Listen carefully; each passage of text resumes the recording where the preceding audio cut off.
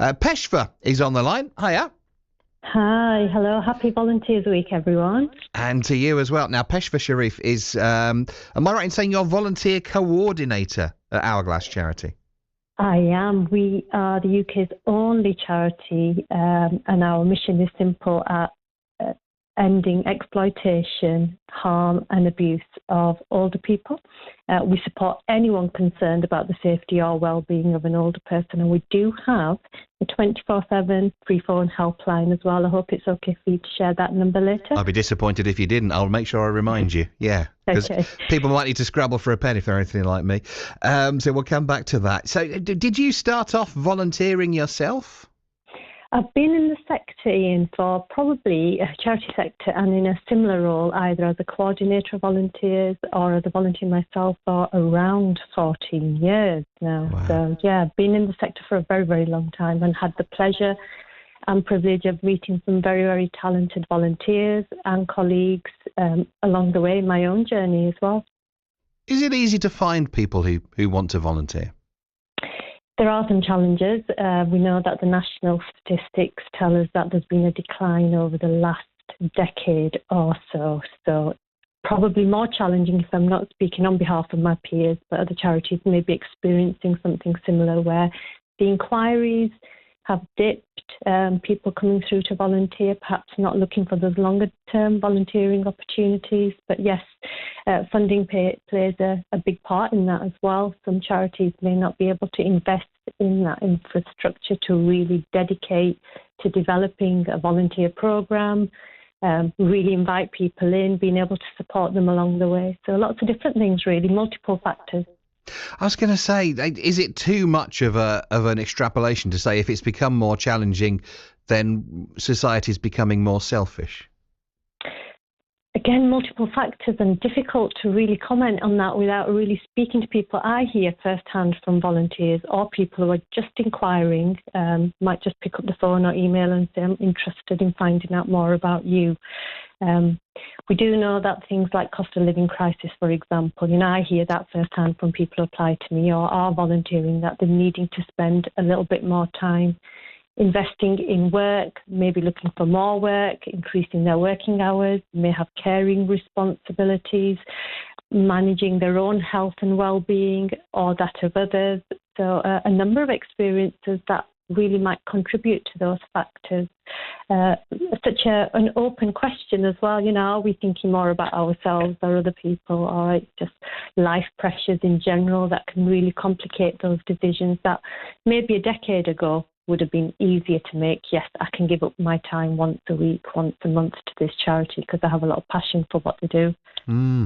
It's interesting. So, I mean, there may well be plenty of us who would like to give our time for free, but, if time's available, we're trying to earn a bit more.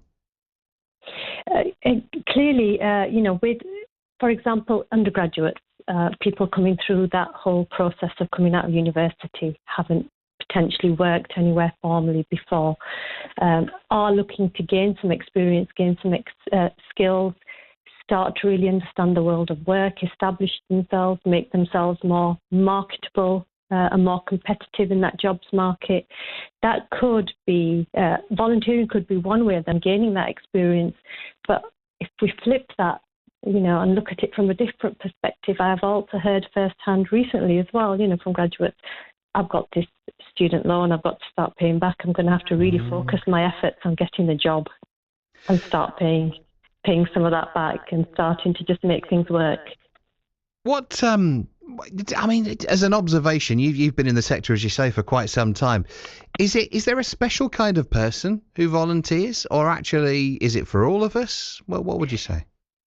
Passion for a cause, absolutely. It's for everybody. I truly believe, and I'm basing it on my own experiences over the years, there is a volunteer role for everybody out there, whether it's the micro volunteer role, bite size, you turn up once and maybe it could be involved in some work around your own community, an event, a fair, a festival, right through to working in charity shops, animal shelters, food banks, and those thousands of parent helpers that go out and help in schools and classrooms to make those things possible where there might be a trip.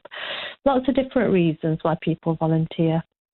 Passion for a cause is one of the big things, and gaining skills and experience. It's interesting, isn't it? I might sort of make the assumption you're finding the opportunity to use the skills that you've got, but actually you're making a good point that you could learn stuff, you could get experience, you could pick things up from volunteering. Absolutely.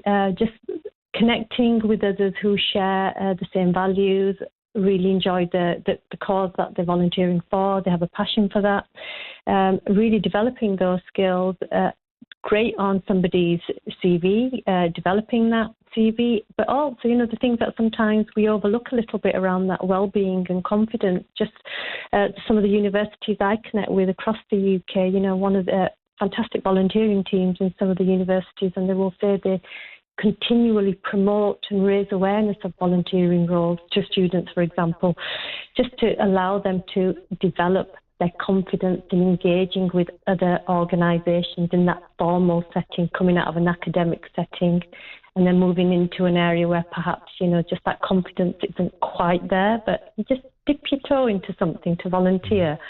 That really does help develop somebody if, they engage effectively with it. And what we also know is, and certainly, again, I hear firsthand from our volunteers, is if they feel well supported, and that can look like perhaps, they're being supported through a supervision, a check-in, you meet regularly, allow them to raise any issues or concerns, they're more likely to stay with you for longer as well. And myself being a volunteer very early on, the start of my journey, I had a fantastic mentor, volunteer coordinator, who really gave me that encouragement and support I needed as well. So, I carried on volunteering for over 4 years. And there you are, 15 years on nearly. Yeah.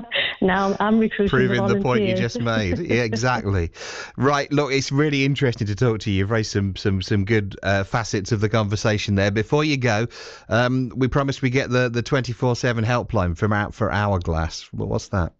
Yes, so we have a 24/7 free phone helpline for anybody who is concerned about the safety or well-being of an older person, and the number to call is 0808 808 8141. Peshva, thank you so much. Take care. Absolute pleasure. Thank you, Ian. Peshva Sharif from Hourglass. How selfless should we be? The question on your say this morning. This week